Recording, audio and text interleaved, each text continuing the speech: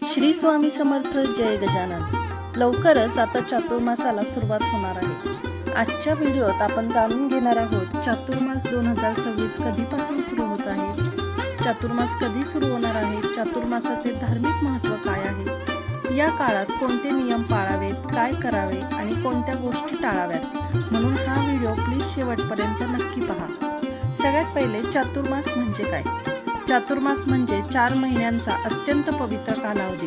हिंदू धर्मशास्त्रानुसार आषाढ शुक्ल एकादशीला म्हणजेच देवशयनी एकादशीपासून भगवान श्री विष्णू योग निद्रेत जातात आणि कार्तिक शुक्ल एकादशी म्हणजेच प्रबोधिनी देव उठणी एकादशीला जागे होतात. या 4 महिन्यांच्या कालावधीला चातुर्मास म्हणतात. यंदा 2026 मध्ये चातुर्मास कधीपासून सुरू होणार आहे ती माहिती पाहूयात.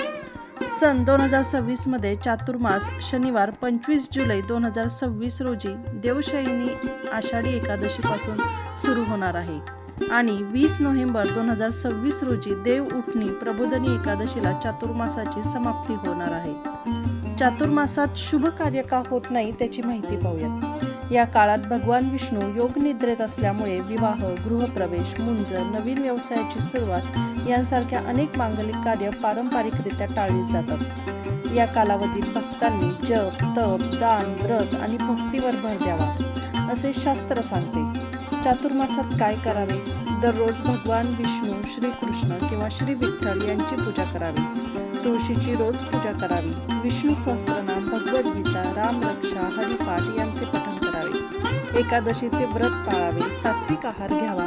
दान धर्म, अन्नदान व गोसेवा म्हणजे गायीची सेवा करावी.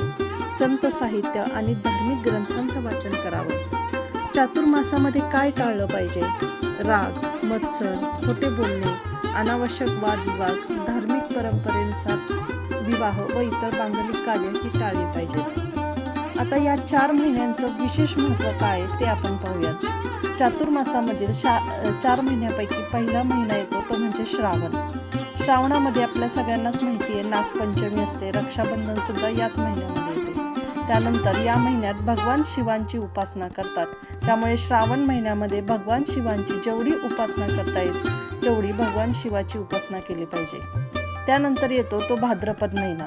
भाद्रपद महिन्यामध्ये श्री गणेशोत्सव, ऋषी पंचमी आणि अनंत चतुर्दशी असते. भाद्रपद महिन्यामध्ये गणपती बाप्पांची उपासना केली पाहिजे. त्यानंतर येतो तो आश्विन महिना. आश्विन महिन्यामध्ये नवरात्रोत्सव आणि दसरा. यामध्ये आपल्याला दुर्गा मातेची, देवीची जेवढी होईल तेवढी आपल्या कुलदेवीची सेवा करायची आहे. त्यानंतर येतो तो कार्तिक महिना. कार्तिक महिन्यामध्ये तुळशी विवाह, देव दिवाळी, प्रबोधिनी एकादशी या गोष्टी येतात. या प्रत्येक महिन्यात वेगवेगळ्या देवतांची उपासना केल्यास विशेष पुण्य प्राप्त होते. चातुर्मासात कोणते संकल्प करू शकतो ते आता आपण पाहूया. चातुर्मासामध्ये आपण दुर्गा सप्तशतीचा पाठ करू शकतो.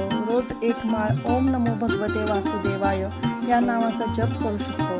तसेच रामायण, गुरुचरित्र, विष्णू सहस्त्रनाम पठण, गजानन विजय ग्रंथ, गुरुचरित्र पारायण, भगवद्गीतेतील रोज 1 अध्याय, तुळशीला प्रदक्षिणा किंवा दर गुरुवारी किंवा एकादशीला उपवास अशा गोष्टी आपण चातुर्मासात संकल्पयुक्त करू शकतो. आता पाहूया चातुर्मासात वैज्ञानिक दृष्टिकोन काय आहे. चातुर्मास हा पावसाळ्यात येतो. या काळात पचनशक्ती तुलनेने कमी होऊ शकते. त्यामुळे सात्विक आहार, संयम आणि उपवास यांना महत्त्व दिले गेले आहे. 25 जुलै 2026 पासून चातुर्मासाची सुरुवात होत आहे. आता चातुर्मासामध्ये सात्विक भोजनाला खूप महत्त्व आहे. खूप लोक चातुर्मासात कांदा, लसूण, वांग खात नाहीत. कांदा, लसूण टाळणं जरा अवघड आहे, पण कंपल्सरी चातुर्मासात मांसाहार टाळलाच गेला पाहिजे. मद्यपान वगैरे पण टाळलं पाहिजे. यामागे शास्त्रीय आणि धार्मिक कारणं पण आहेत. सायंटिफिक कारण असं आहे की शास्त्रीय कारण असं आहे की या काळामध्ये नॉनव्हेज वगैरे खाल्ल्यामुळे, जसं की मासे, चिकन वगैरे खाल्ल्यामुळे त्यांचा या काळामध्ये प्रजननाचा काळ असतो. तर ते खाल्ल्यामुळे ते आपल्या शरीराला चांगलं नसतं. त्यामुळे चातुर्मासात मांसाहार खाणं चांगलं नाही आहे, ते टाळलं पाहिजे. या काळामध्ये चिकन वगैरे खाल्ल्यामुळे ते सुद्धा आपल्या शरीरासाठी हानिकारक असतं. प्रत्येक गोष्टीमागे धार्मिक आणि काहीतरी शास्त्रीय कारण सुद्धा आहे. त्यामुळे या गोष्टी पाळण्याचा प्रयत्न करा. दररोज तुम्हाला नामस्मरण करायचे. ज्या देवाची साधना करायची त्या देवाची साधना तुम्ही या चातुर्मासामध्ये करू शकता. पारायण करणं नाही जमलं, तुम्हाला गुरुचरित्राचं पारायण नाही जमलं, भगवद्गीता वाचायला नाही जमली, काही व्रत करायला नाही जमले, तर ॲटलिस्ट तुम्ही नामजप तरी करण्याचा प्रयत्न केला पाहिजे. चातुर्मासात तुम्हाला दान करायचे. दानाला विशेष महत्त्व आहे. दान केल्यामुळे पितृ प्रसन्न होतात व आपल्याला त्यांचा भरभरून आशीर्वाद मिळतो. दानामध्ये अन्नदान, वस्त्रदान, गोमातेची सेवा म्हणजे गायीची सेवा, पक्ष्यांना पाणी ठेवणं, गरजूंना मदत करणं, तुम्हाला जे शक्य असेल ते तुम्ही करा. चातुर्मासात एकादशीला खूप महत्त्व आहे. तुम्ही एकादशी व्रत करू शकता, एकादशीचा उपवास करू शकता. चातुर्मासात कांदा लसूण खात नाही, त्यामागचं कारण काय ते तुम्हाला सांगते.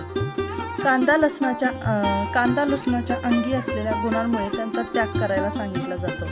लसूण आणि कांदा हे उष्ण प्रवृत्तीचे आहेत. शरीरात यामुळे उष्णता निर्माण होते, त्यामुळे या पदार्थांचा समावेश तामसिक आहारात करण्यात आला आहे. त्यामुळे मन अध्यात्मापासून दूर होण्याची शक्यता असते. आषाढ महिन्यातील पहिली नवमी कांदे नवमी म्हणून साजरी केली जाते. या दिवशी कांद्याची भजी करून खाल्ली जातात किंवा कांदा घालून वेगवेगळे पदार्थ केले जातात.